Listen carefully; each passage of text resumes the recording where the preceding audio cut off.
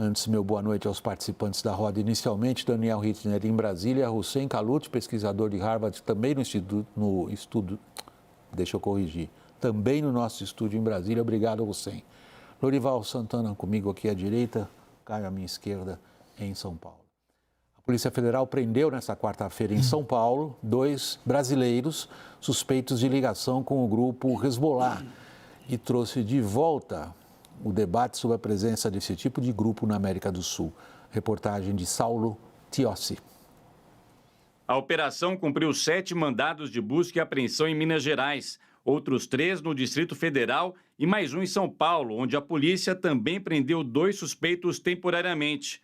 Um deles tinha acabado de desembarcar no aeroporto de Guarulhos de uma viagem ao Líbano, suspeito de trazer informações para cometer atos terroristas. Segundo as investigações, os brasileiros preparavam ataques no Brasil com focos em prédios da comunidade judaica e teriam ligação com o Hezbollah, grupo armado que atua no Líbano, considerado terrorista por vários países. Desde a contraofensiva israelense, o Hezbollah tem atacado as forças de defesa no norte do país em apoio ao Hamas. A Polícia Federal está investigando, mostrando que, neste caso, nós só temos um lado, que é o lado da lei, que é o lado dos compromissos internacionais que o Brasil assumiu. Nas redes sociais, o primeiro-ministro de Israel, Benjamin Netanyahu, disse que os serviços de segurança brasileiros, junto com o Mossad e os parceiros na comunidade de segurança israelense, além de outras agências de segurança internacionais, impediram um ataque terrorista no Brasil, planejado pela organização terrorista Hezbollah, dirigida e financiada pelo Irã.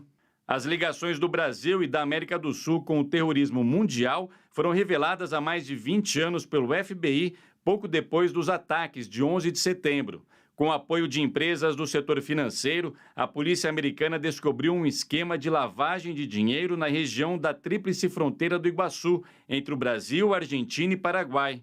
O esquema seria responsável por remessas milionárias para o financiamento de grupos radicais, em especial ao Hezbollah. As investigações levaram a críticas do governo americano ao Brasil sobre a falta de leis no combate ao terror.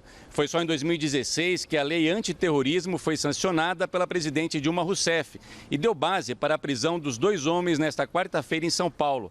Eles respondem por integrar ou constituir organização terrorista, o que é considerado crime inafiançável e hediondo. Hussein Kalut, a situação política para o Brasil se torna um pouco mais delicada em relação ao conflito do Oriente Médio. Não é de hoje que, particularmente, o governo americano exerce uma série de pressões. Isso há mais de 20 anos que o governo americano diz: cuidado com a tríplice fronteira, vocês estão sendo usados por uma série de organizações criminosas e terroristas. Em que medida, Hussein, quando a gente olha ao longo dessas 2 décadas, nós temos pressões feitas por governos aleatórias ou em que medida isso faz parte dos combates hoje lá? Boa noite, William. Boa noite, Daniel. Boa noite, Caio. Boa noite, Lorival, a todos que nos acompanham. William, eu acho que o governo americano vem comunicando ao governo brasileiro já há mais de 2 décadas sobre a potencial existência de células terroristas ou de células que integram esse tipo de organização. E, obviamente, que a Polícia Federal sempre tem acolhido essas informações, porém, ela tem tratado a partir de uma metodologia muito específica e a partir de uma doutrina muito própria do Estado brasileiro, de como lidar com essas questões. O governo brasileiro, de forma geral, nos últimos 20 anos, sempre tem tratado isso com muita cautela, com muita responsabilidade e tem, não admitido toda a tese proposta pelas agências securitárias e de inteligências estrangeiras, né? Agora, isso no passado, talvez porque as provas não eram críveis, não eram tangíveis o suficiente para deflagrar um processo criminal, ou talvez por ausência de um projeto de lei que tipificasse de forma muito mais clara o terrorismo no Brasil. No entanto, depois da aprovação do projeto de lei, talvez aí sim pudesse se trabalhar numa coisa mais concreta. E nesse caso em particular, Acho que tanto a Polícia Federal, como a BIM, como as agências securitárias de inteligência brasileira, elas são muito responsáveis, elas trabalham com muito profissionalismo quando se trata de uma matéria complexa e delicada como essa. Eu falo com base em experiência quando servi como secretário especial de assuntos estratégicos da presidência. Então, é um trabalho que se faz de forma meticulosa, profissional e, obviamente, que se houver indícios concretos, a Polícia Federal certamente irá denunciar e isso caberá ao Ministério Público e à Justiça Brasileira efetuarem a persecução penal e condenarem quem tem que condenar, se provar de fato que havia intenção de efetuar qualquer atentado de natureza terrorista contra qualquer comunidade brasileira, seja ela judaica ou não judaica no Brasil. Isso não seria jamais admissível e aceitável. Lorival, eu vou fazer um mini editorial porque a minha intenção aqui é tomar todo o possível cuidado para não estigmatizar uma comunidade como é a comunidade libanesa no Brasil. Há mais libaneses no Brasil do que no Líbano. Nós temos 10 milhões de pessoas de origem libanesa. 10% desses 10 milhões se atribui a pessoas que seguem, digamos, a vertente xiita no mundo islâmico, que é exatamente o que o Hezbollah explora, entre aspas, ou tem a sua base social. E é evidente que boa parte do que o Hezbollah tem de raízes sociais e de atuação política no sul do Líbano reproduz-se ao longo das comunidades libanesas espalhadas pelo mundo inteiro, do qual o Brasil também é parte. Então, em primeiro lugar, eu queria deixar claro que nós não estamos estigmatizando ninguém. Por ser xiita e libanês não significa que é um apoiador imediato de grupos que, como o Hezbollah, esteve envolvido em atentados na Argentina e nas operações absolutamente ligadas ao narcotráfico das Farc na Colômbia. Agora, terminado esse editorial, vamos em frente. Qual é a força do Hezbollah no Brasil? Bom, William, eu investiguei essa questão 20 anos atrás, quando essa questão surgiu, né? E porque os Estados Unidos detectaram a transferência de dinheiro de Foz do Iguaçu para as contas do Hezbollah no Líbano. E o que eu conheço da comunidade é assim que existe aquela prática de fazer doações para as entidades assistencialistas, né, orfanatos, por exemplo, do que eles chamam de mártires, combatentes que morreram em ações contra Israel, entidades assistencialistas de todos os tipos, e é uma prática, o Zakat, que é o dízimo muçulmano, é um dos 5 pilares do Islã. Se você é sunita, você envia para entidades sunitas. Se você é xiita, você envia para entidades xiitas. E o Hezbollah controla as entidades xiitas no Líbano. Então, não é que necessariamente as pessoas que fazem essas doações, que dão esse apoio, gostem de atividades armadas do Hezbollah. Mas o Hezbollah é um welfare state dentro do Líbano. E eu conheci isso bastante no Líbano. Quer dizer, e em parte aqui no Brasil também. Sim, hospitais, escolas ajudam de todas as formas as pessoas que precisam, né? Então, o que me explicaram nessa época em Foz do Iguaçu, Cidade del Este, era isso, que isso era uma coisa totalmente, fazia parte da comunidade xiita. Eu não conheço os detalhes, até você disse que está em sigilo os detalhes das investigações da Polícia Federal. Não sei de hoje. De agora, eu não sei o que eles têm. O caso do Barakat, que foi preso naquela época, em 2001, 2002, conheci a família dele, conheci toda a intriga. Um primo dele usou o Serviço Secreto Paraguaio, que é quem levantou bastante essa investigação. Eles tinham uma disputa comercial, ele e o primo dele, pelo controle de um game que era distribuído pelo Brasil inteiro, fabricado na China. Então, havia vários elementos ali. Ele coletava dinheiro para a construção da mesquita do irmão dele, em Beirute, que eu conhecia a mesquita, que é do Hezbollah. Assim, no Líbano, quem é xiita, normalmente, ou está ligado a Amal, ou ao Hezbollah, que depois se tornaram aliados. Antes eram inimigos, Amal e Hezbollah, e viraram... Amal foi um grupo importantíssimo na Guerra Civil do Líbano, mas perdeu importância frente ao Hezbollah. E preside o parlamento libanês sempre. E o Hezbollah é o partido mais votado nas eleições do Líbano. É o partido que tem mais cadeiras no parlamento libanês e participa de todos os governos. Então, eu sei que é complicado para quem não tem familiaridade com esse assunto, com a situação do Líbano, mas o Hezbollah está totalmente integrado à sociedade libanesa, é preciso dizer isso. Eu sei que é chocante, é duro, mas é isso. É o grupo que domina, lidera a comunidade xiita do Líbano. Eu peço licença para repetir um pouquinho do meu editorial. Boa parte da comunidade libanesa aqui entre nós, esses 10 milhões de pessoas no Brasil de origem libanesa, reproduzem em certa medida o que acontece no Líbano também. As suas divisões, seus grupos religiosos, seus grupos sociais, os libaneses cristãos, os libaneses maronitas, os libaneses sunitas, os libaneses xiitas, e a presença do Hezbollah, de certa maneira, vem junto com esse conjunto de seres humanos que trazem para cá também e transitam muito entre esses dois mundos as condições que a gente vê lá. Agora, para o governo brasileiro, isso que eu queria passar agora para o Caio e para o Daniel, se coloca uma questão das mais delicadas. É uma comunidade importantíssima e estamos agora no mapa da guerra, Caio. Isso, William, é interessante, porque na questão da tríplice fronteira, o governo nunca quis, a despeito, vamos dizer assim, das pressões americanas, né, o Departamento de Estado americano tem inúmeros relatórios, né, principalmente depois de 92, 94, dos ataques de integrantes do Hezbollah em Buenos Aires. Depois do 11 de setembro, isso cresceu.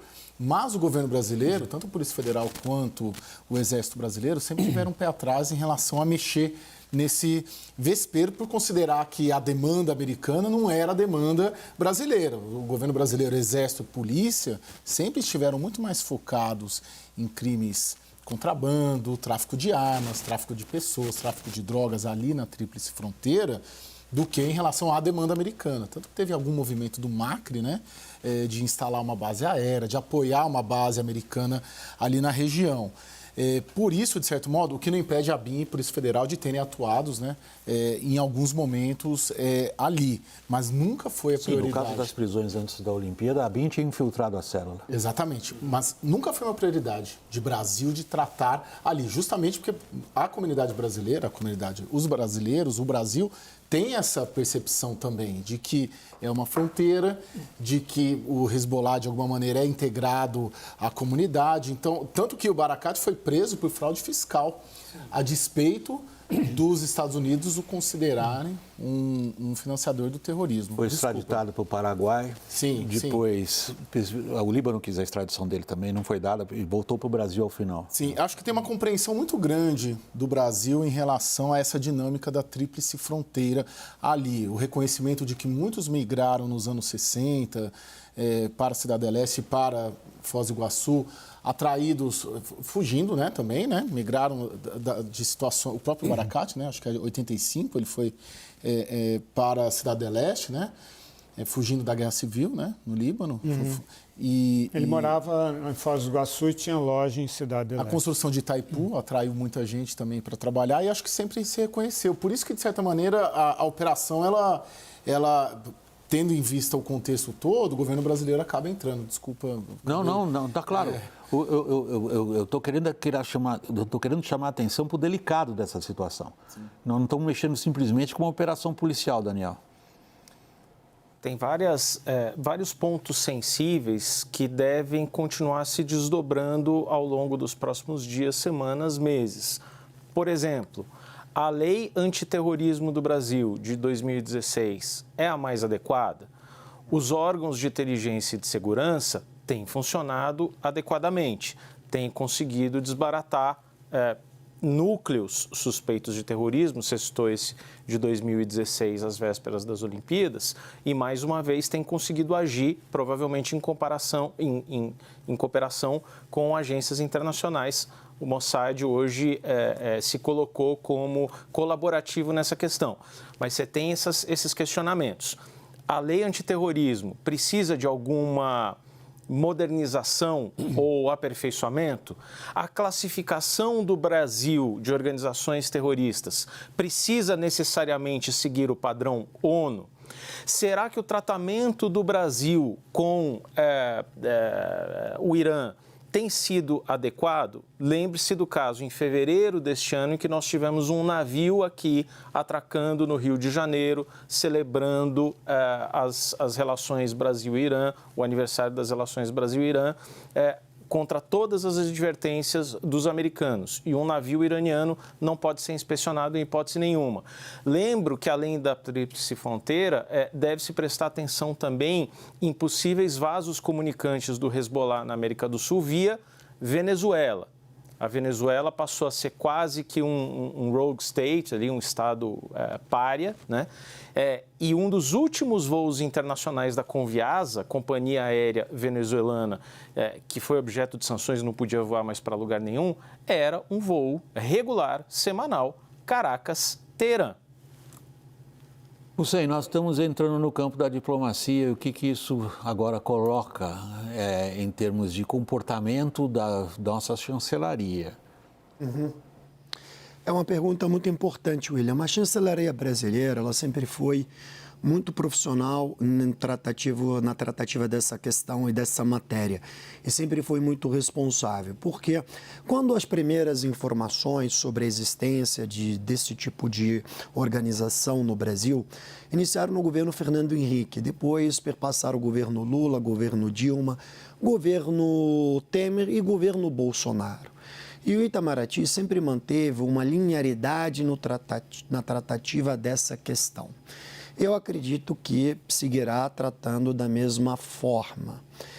O ponto central que o Brasil não tem uma agenda efetivamente modulada a partir de uma geopolítica de contenção do terrorismo ou de utilizar o terrorismo como instrumento de inserção internacional, como os Estados Unidos tiveram, outros países têm, né?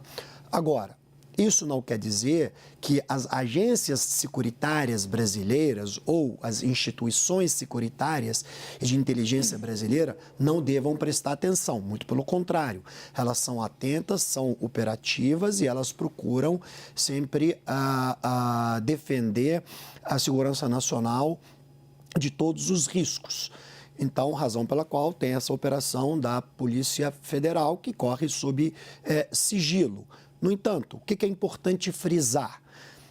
Fundamentalmente, é preciso ver quais são as provas e se essas provas são concretas e tangíveis e depois como esse processo vai se desenrolar no âmbito do Poder Judiciário. E isso, na verdade, vai independer do posicionamento do Itamaraty ou do Ministério da Justiça, porque a decisão, a persecução penal vai caber ao Ministério Público e vai caber à Justiça Brasileira, no final, a sentença. Então, se provar de fato a existência de uma operação intencional de efetuar um atentado terrorista contra sinagogas, contra estabelecimentos da comunidade judaica, aí, obviamente, nem o Itamaraty nem o Ministério da Justiça vão poder revogar ou contestar uma decisão judicial baseada em evidências e fatos concretos, entende? Então, aí, claro, isso vai ensejar o quê? Que a política externa brasileira tenha que mudar sua abordagem a partir dessa decisão, né? Se isso for comprovado. Isso significa que, como o Daniel havia mencionado, que o projeto de lei precisa passar por uma revisão, precisa avaliar se ele é o mais adequado, como pode ser aperfeiçoado e como poderá ser abordado. No passado, o que aconteceu? As provas que foram dadas ao governo brasileiro, isso não sou eu quem diz são a própria ABIN, a própria Polícia Federal. As provas que foram dadas por agências estrangeiras ao Brasil não eram provas que, na concepção dessas agências brasileiras, eram provas concretas e tangíveis aos olhos das agências brasileiras e que cabiam dentro do Código Penal brasileiro para iniciar uma persecução penal via Ministério Público. Esse é o ponto. Deixo nesse ponto, você encerrar essa parte nossa agora com o Lorival, pelo seguinte: há um grande fator político que mudou tudo isso ao que o Hussein acabou de se referir, que é a guerra. Agora, a gente, digamos assim, a gente podia se dar o luxo, ali antes das Olimpíadas e pouco depois das Olimpíadas, de abordar todos esses aspectos rigorosamente de acordo com os códigos processuais. Agora não dá mais. Agora o Brasil está no centro das atenções também, em função do que diz sobre a guerra na Ucrânia, em função do que o presidente diz sobre o Hamas, em função do que o presidente diz sobre o que Israel faz ou deixa de fazer ou o que deveria fazer.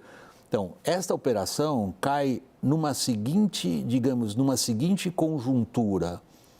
Ela talvez ou não, minha pergunta a você, obrigue o governo brasileiro a ser mais discreto no que ele diz em relação ao Oriente Médio?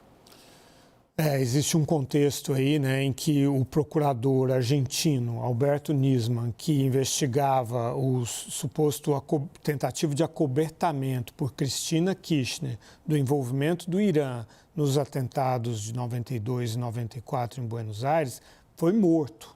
Foi morto horas antes de apresentar o que ele tinha para apresentar para o Congresso argentino. Cristina Kirchner tem muita afinidade com o presidente Lula. 10 dias depois dos atentados do dia 7 de outubro do Hamas, o presidente Lula telefonou para o presidente do Irã, Ebrahim Raisi. Até telefonar, de repente, poderia ser uma tentativa de tentar ajudar a saída dos brasileiros. Mas não, ele anunciou publicamente esse telefonema. Um telefonema para o presidente do regime que patrocina esse grupo que realizou aquelas atrocidades contra Israel. Então, assim, e sem falar em todo o histórico de envolvimento do presidente Lula com o Irã, com o presidente Ahmadinejad, em 2010, a tentativa do acordo nuclear, todas as afinidades históricas que os governos do PT têm com o Irã, que é o patrocinador do Hezbollah e do Hamas. E segundo a investigação argentina, havia agentes secretos iranianos em Buenos Aires acompanhando esses atentados de 92 e 94. Eu li os relatórios de todas essas investigações. 150 mortos. Exato.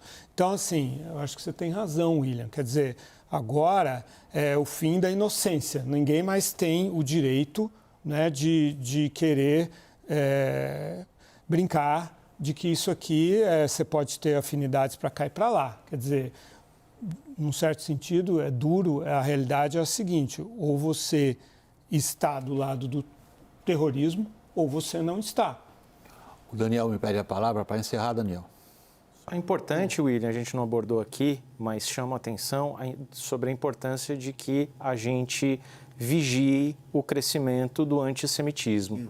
O antissemitismo tem crescido aqui, segundo o relatório da CONIB, um aumento de 1000% de comentários antissemitas nas redes sociais desde o início do conflito.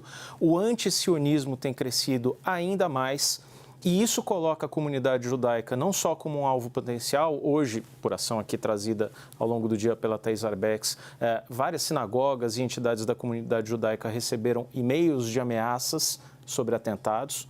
Mas o que a gente percebe, principalmente na Europa, vários episódios em que você tem um antisionismo muito forte, por um lado, quer dizer, quase que uma negação ao direito de existência de Israel, mas as próprias comunidades judaicas locais também têm sido tratadas com desconfiança, preconceito e lembrando que elas talvez nunca possam se sentir plenamente acolhidas em nenhum país. Obrigado pela lembrança, Daniel. O Hussein, muito rápido, você está me pedindo a palavra? Sim. A tua pergunta anterior é muito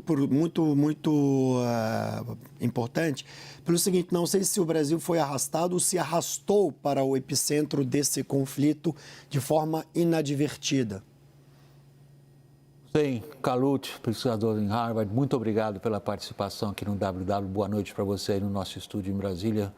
Lorival, como sempre, muito obrigado pela participação aqui em São Paulo. Caio, Daniel, a gente prossegue. Vamos para o intervalo. Na volta, nosso assunto é como é que ficou o texto da reforma tributária aprovada no Senado. Próximos passos agora. Até já.